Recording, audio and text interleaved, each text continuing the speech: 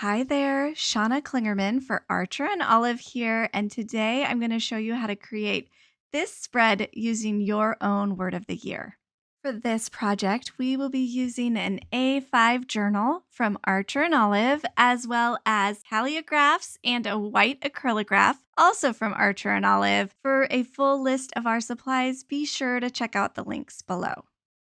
I am so passionate about choosing a word of the year and connecting with it, which is why I want to show you a fun journaling idea for how you can create a spread all about your word of the year and the reasons why you love it.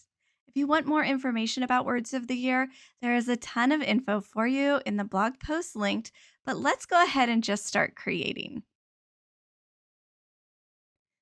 For this spread, I would like a big word lettered across the middle of my entire spread. And in order to do that, I really believe the best way to start is with a pencil. You will notice that as I pencil in here, I'm being pretty free and loose, just basically trying to get my word centered on my page with all the letters shaped the way I want them to be shaped with a nice solid baseline. I'm going to go ahead and write each letter and then erase liberally until it looks exactly the way that I want it to look. Once I'm happy with the placement of my penciled in word, I am going to go ahead and erase it as much as I can, leaving only a little bit of a ghost of a pencil line.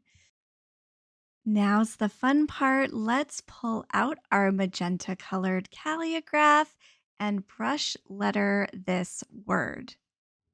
As I'm lettering here, I'm using standard brush lettering technique, which means on your downstrokes, you are pushing down so that your line is nice and thick. And on your upstroke, you are lifting your pen slightly so the lines are nice and thin. But friends, if brush lettering is not your jam, let me take this opportunity to give you a few ideas for other ways that you can place your big word of the year right in the center of your page. You could try stickers or stamps, printable letters, or even magazine collage letters, or just try a different font you feel more comfortable with. Whatever sounds the most fun to help you connect with your word of the year. Now that we have finished our brush lettering, let's go ahead and add a little bit of detail. I am using my cotton candy colored calligraph. I'm going to use the small tip side and I'm going to add a shadow to all of my letters. This is a really simple process. All you have to remember as you go is that you want the shadow to always be on the same side of every line. Since I'm using a light marker on top of a dark marker, I'm also drawing my line right along the edge of the letter, kind of overlapping a little, just to avoid any extra space.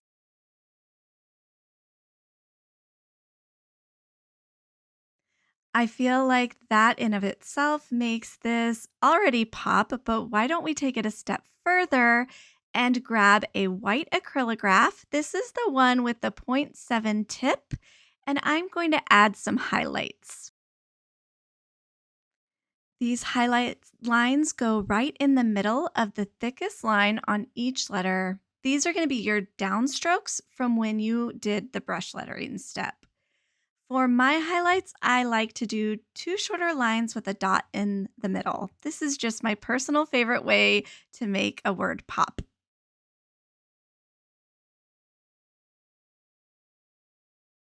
Well, that was the hard part. Now we can move on to the important part. Let's create some space on our layout for getting to know our word. When I am considering the layout for a text heavy page like this one, I like to think about my text sections as boxes. We are using a pencil here because these boxes are temporary, simply guidelines so that we know where to put our text. As you can see for this layout, I created 4 boxes spread between the four quadrants of my page. Now I'm going to add the prompts to the top of each of these four boxes. For my boxes, I'm using the prompts goals, dreams, challenges, and changes, but you can use any headers that you would like, whatever you have on your heart as you are considering your word for this year. Now that I have these boxes and these titles in, all this white space is stressing me out. So let's go ahead and sprinkle in a few quotes around the page. These are simply quotes that I ran into while I was thinking about what word to choose, and I am just choosing where to put them kind of at random, filling space throughout the page.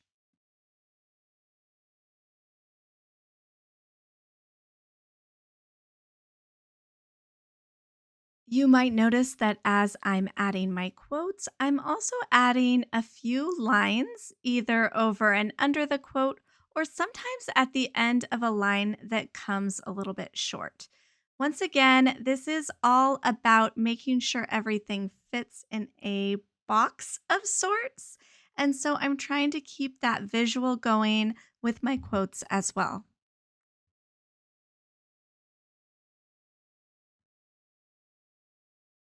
Okay, friends, now it is time to start our journaling. We're going to start by going back to those four boxes and filling them in. Depending on your own style and your prompts and your personality, you might journal long form like I did, or you could do something more streamlined, like maybe a list. As we are journaling in this box, once again, I want to think about visual space.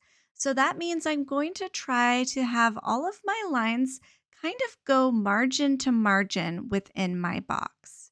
Sometimes that's hard because words are different lengths and things don't end at the same place. So, what you can do is use a few tricks. One of them is just to break your words up if you need to. You can end a word anywhere. This isn't grammar class. So, sometimes I will have three letters on one line and only one on the other. And I decided that's just okay. I also like to liberally sprinkle in hearts when there is space at the end of a line that I don't know how to fill.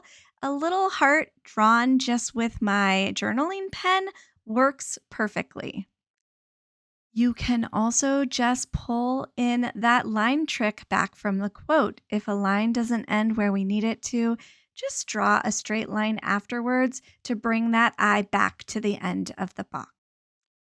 Finally, be as wordy as you need to fill that box down to the bottom. Even if you feel like you're being redundant, even if you're saying the same thing again and again and again, it's worth it because you want that box to be all filled in so that it's clear that it all belongs together and all the space is filled in nicely.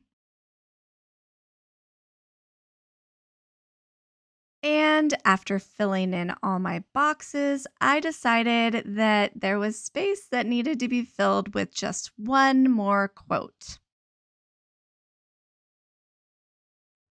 This isn't exactly a quote, but it is a list of words that were part of my word of the year decision, inspirational words. So I decided why not just put them right here. Here's our final layout, and you can see we don't have that much space left. And so it's time to identify the boxes we have remaining to fill and then journal our way through them.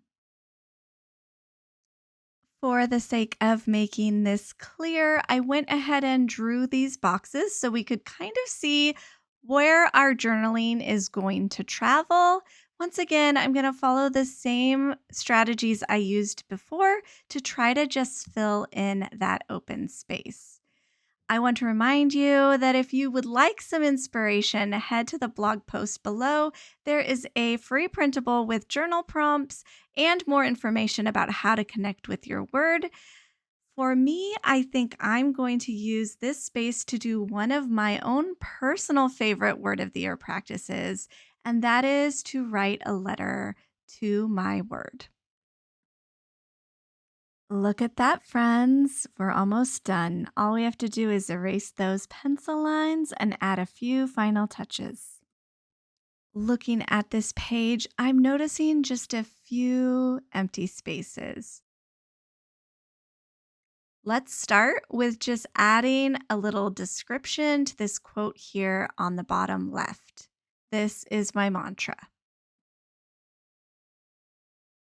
Now I've rotated my journal because I would like to add a little date stamp to the very end of my word. This is a little vintage date stamp I have, and I'm just going to stamp 2022 in some black archival ink. Finally, we're going to add a little something to this space right before the word powerful. I'm just going to write my word and a cute little arrow pointing to powerful, and I'm going to call this done. There you have it, friends. A word of the year spread with my own 2022 word of the year, powerful. I hope that this tutorial inspired you to connect with your own word of the year and to find ways to get down to the heart of why you chose your word and what it means to you personally. Thank you so much for joining me. I cannot wait to hear what you think and to see your spreads. Until next time, happy journaling, friends.